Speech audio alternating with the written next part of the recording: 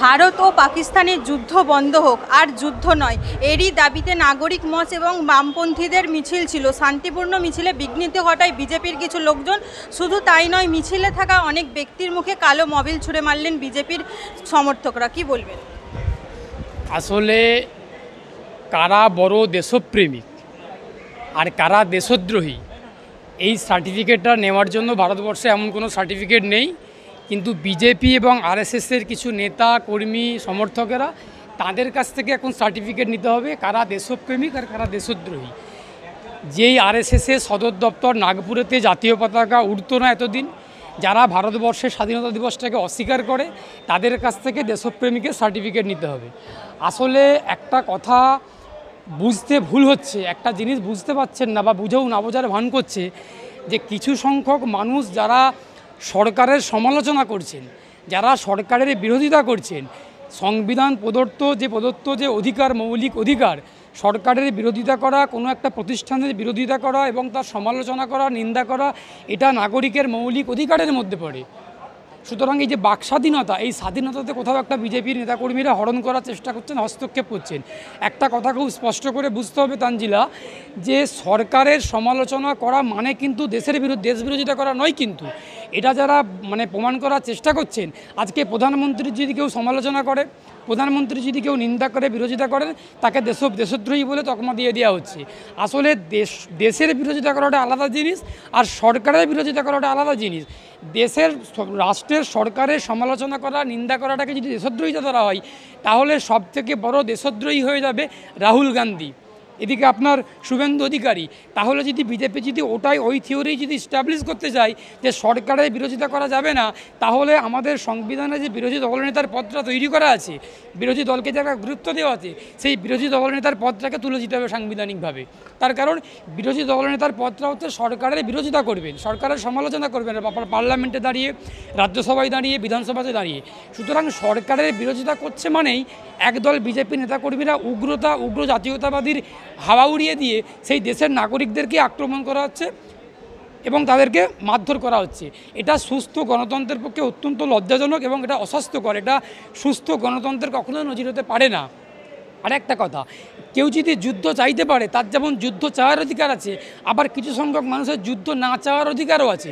গোটা ভারতবর্ষের 150 কোটি মানুষ বা 140 কোটি মানুষ, সমস্ত মানুষ যদি যুদ্ধ চায়, আর একজন মানুষ যদি যুদ্ধের না চায়, সেই একজন মানুষের যুদ্ধ না চাওয়ার অধিকার একজন মানুষের অবশ্যই আছে এবং তার মতামতটাকে গুরুত্ব দিতে হবে। এটাই ভারতবর্ষের বৃহৎ গণতন্ত্র, এটাই ভারতবর্ষের সার্বভৌমত্ব, এটাই ভারতবর্ষের সমাজতন্ত্র, স্বাধীনতা, গণতন্ত্রের কথা। এখন এই যে যারা যুদ্ধ চাইছে না বা যারা শান্তি চাইছে, যারা যুদ্ধের বিরুদ্ধে শান্তির পক্ষে, তাদেরকে এই বিজেপির নেতারা বা বিজেপির কর্মীরা, ওই সজল ঘোষ থেকে শুরু করে দেশদ্রোহী সজল ঘোষ, দাঙ্গাবাজ সজল ঘোষ, খুনি সজল ঘোষ, ধর্ষক সজল ঘোষ, ওরা আক্রমণ করছে। তাহলে এই বিজেপি যারা যুদ্ধ চাইছে না, তাদেরকে যারা দেশের নাগরিক, যারা দেশের শান্তিপ্রিয় মানুষ, তারা যুদ্ধ চাইছেন না, যুদ্ধের বিরুদ্ধে গিয়ে শান্তির পক্ষে কলকাতাতে মিছিল করছে, আর তাদেরকে এই ধর্ষক সজল ঘোষেদের মতো কিছু লোক আক্রমণ করছে। আর সজল ঘোষেদের বা বিজেপির বাপ আমেরিকার রাষ্ট্রপতি ডোনাল্ড ট্রাম্প, তিনি যখন বললেন, টুইট করে যুদ্ধকে বিরোধী ঘোষণা করলেন, তখন কিন্তু বিজেপির নেতাকর্মীরা একটা কথাও বললেন না। তাহলে কি আমরা মেনে নেব যে বিজেপির লোকেরা, বিজেপির নেতারা আমেরিকার দালাল, ডোনাল্ড ট্রাম্পের দালাল? তাহলে বিজেপি, ভারত সরকার এখনও পর্যন্ত স্পষ্ট কোনো বিবৃতি দিয়ে, কোনো স্টেটমেন্ট দিয়ে, এখনও সরকারিভাবে কোনো বিবৃতি দিল না যে আমরা ডোনাল্ড ট্রাম্পের বক্তব্যের বিরোধিতা করছি। এখনও পর্যন্ত ভারত সরকারের পক্ষ থেকে আমরা ভারতবাসীরা এখনও আমরা টুইট পাইনি, কোনোরকম বিবৃতি পাইনি সরকারিভাবে, কোনোরকমভাবে কোনো স্টেটমেন্ট পাইনি। তাহলে এর দ্বারা প্রমাণিত হয় যে বিজেপির লোকেরা আমেরিকা দালালি করছে। ভারতবর্ষটা 1947 সালে ইংরেজদের কাছ থেকে, ইংল্যান্ডের মানুষের কাছ থেকে, ইংরেজদের কাছ থেকে আমরা লড়াই, সংগ্রাম, প্রতিবাদ করে স্বাধীনতা আমাদের পূর্বপুরুষরা এনেছিলেন। সেই দেশটাকে আমেরিকার কাছে নরেন্দ্র মোদীর নেতৃত্বে বিক্রি করে দেওয়া হচ্ছে। একথা বিজেপি কর্মীদের কাছে তেতো লাগলেও একথাটা বাস্তব কথা। আজকে আমার কথা কারোর তেতো লাগতেই পারে, আবারও কথাটা স্পষ্ট করছি, দেশের সরকারের বিরোধিতা করা মানে নরেন্দ্র মোদীর বিরোধিতা করা মানে কেন্দ্রীয় সরকারের বিরোধিতা করা মানে কখনোই দেশ বিরোধিতা করা নয়। আমার দেশের সেনারা, আমার দেশের সৈনিকরা রাত্রি জাগলো, রাত জাগলো, আমার দেশের সেনারাই মরলো, আমার দেশের সেনারাই পাকিস্তানকে মারলো, আমার দেশের সেনারাই রাত্রি জাগলো, আর নরেন্দ্র মোদীর বড় বড় ছবি নিয়ে দেশদ্রোহী বিজেপিগুলো মিছিল করছে।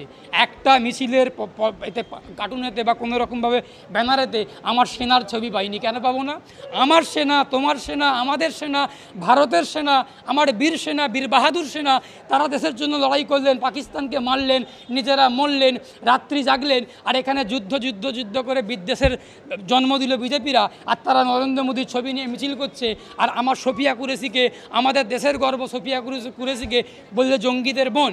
আসলে বিজেপি প্রকৃতপক্ষে দেশদ্রোহী, এই আরএসএস প্রকৃতপক্ষে দেশদ্রোহী।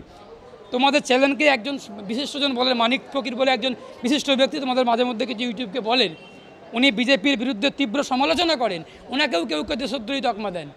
এখন বিজেপির বিরুদ্ধে বলা মানে, সরকারের সমালোচনা করা মানে দেশদ্রোহিতা।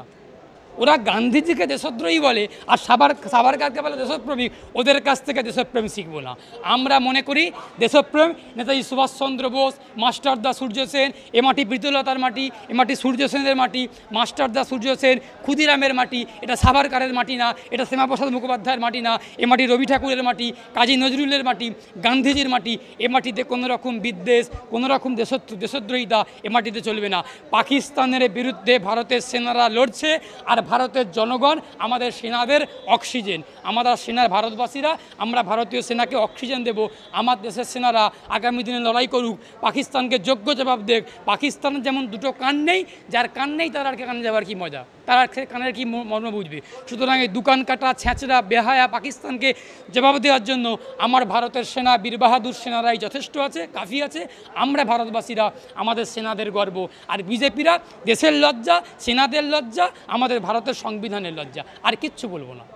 এই যে মুখে কালো মবিল ছড়ার পর সাধারণ মানুষ বারংবার একটাই প্রশ্ন তুলছে যে আজ মুখে কালো মবিল ছুঁড়েছে, কাল কি তাহলে মুখে অ্যাসিড ছুড়বে না? বিজেপির মুখটাই কালো হয়ে গেছে। বিজেপি দাঙ্গা লাগানোর চেষ্টা করে, বিজেপি বিভাজন করার চেষ্টা করে, আমার সেনাদের মধ্যে বিভাজন করছে। ভূমিকা সিং থেকে শুরু করে, সোফিয়া কুরেশি থেকে শুরু করে, একজন হিন্দু, একজন মুসলমান, একজন শিখ, তারা লড়াই করলেন দেশের পক্ষে, পাকিস্তানের বিরুদ্ধে লড়াই করলেন। তাদের মধ্যে বিভাজন করার চেষ্টা করছে, তাদের মধ্যে বিদ্বেষ ছড়িয়ে দেওয়ার চেষ্টা করছে। আসলে বিজেপির মুখটাই কালো হয়ে গেছে। ওই মোবিলটা বিজেপির মুখে লাগার কথা ছিল। আর কলকাতা পুলিশকে আমি বলবো, কলকাতার পুলিশ আইন শৃঙ্খলা রক্ষা করতে ব্যর্থ।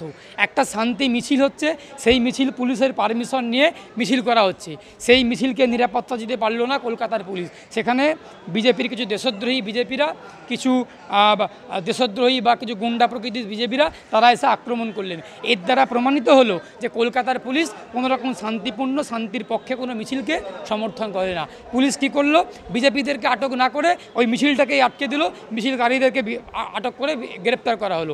এর দ্বারা প্রমাণিত হলো যে কলকাতার পুলিশ অশান্তির পক্ষে, শান্তির পক্ষে নয়। পশ্চিমবঙ্গের পুলিশ অশান্তির পক্ষে, শান্তির পক্ষে না। শুভেন্দু অধিকারী বলছেন যে যারা এটা হচ্ছে ভারতের মিছিল না, তাহলে কি বামপন্থীরা তানজিলা, আমি গরু খেকো শুভেন্দুকে নিয়ে কোনো কথা বলবো না। যে শুভেন্দু অধিকারী পহেলগাম ঘটনার দুদিন পর বা একদিন পর বিধানসভার 2 নম্বর গেটের সামনে দাঁড়িয়ে বিক্ষোভ কর্মসূচি করছিলেন, সেখানে বিজেপির পাকিস্তানের পতাকা পোড়াচ্ছিলেন, এবং সেই পতাকা পোড়ানোটাকে বিজেপির নেতা দিলীপ ঘোষ প্রতিবাদ করেছেন, বিরোধিতা করেছেন। আমি সে প্রসঙ্গেও যাচ্ছি না। ওই যে গরু খেকো শুভেন্দু অধিকারী যে ওখানে পাকিস্তানের পতাকা পোড়াতে গিয়ে হিন্দুস্তান মুর্দাবাদ আর পাকিস্তান জিন্দাবাদ বলে স্লোগান দিয়েছেন, এই স্লোগানটা মিডিয়ার বাইটের মধ্যে বা প্রেস মিডিয়া ফুটেজের মধ্যে সবার কাছে সংরক্ষণ করা আছে। একাধিক চ্যানেলে আমরা দেখেছি। সুতরাং সেই গরু খেকো দেশদ্রোহী শুভেন্দু অধিকারীর বক্তব্য নিয়ে আমি এই মুহূর্তে দাঁড়িয়ে আমি কোনো রকম আর কোনো মন্তব্য করবো না। আমি মন্তব্য করে আমাকে নিজেকে ছোট করবো না।